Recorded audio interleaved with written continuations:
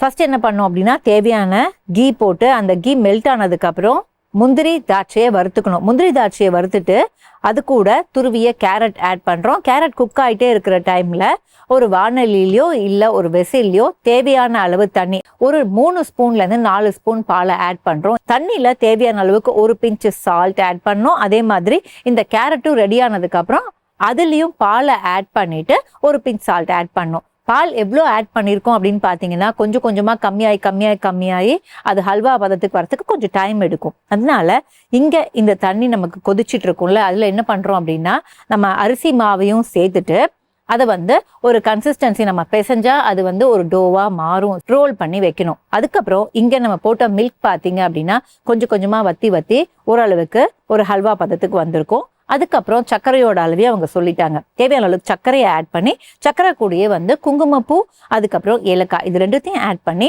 கொஞ்ச நேரம் குக் பண்ணீங்க அப்படின்னா ஹல்வா ரெடி ஆகிடும். ஸோ ரெடியான ஹல்வா ஆறணும். அந்த கேப்பில் நம்ம ரோல் பண்ணி வச்சுருப்போம்ல இந்த அரிசி மாவு, அதை நம்ம வாழை இலையை ரவுண்டாக கட் பண்ணி அதில் கீயை க்ரீஸ் பண்ணி வச்சுருப்போம். அதே மாதிரி தட்டி வச்சுக்கணும். தட்டி வச்சதுக்கப்புறம் ஹல்வா ஆறினதுக்கப்புறம் மிடில் வச்சு நல்லா ஃபோல்ட் பண்ணி அதை ஸ்டீம் பண்ணி எடுத்தீங்க அப்படின்னா இதுதான் இன்னைக்கு நாங்கள் செஞ்ச இந்த கேரட் ஹல்வா கொழுக்கட்டை.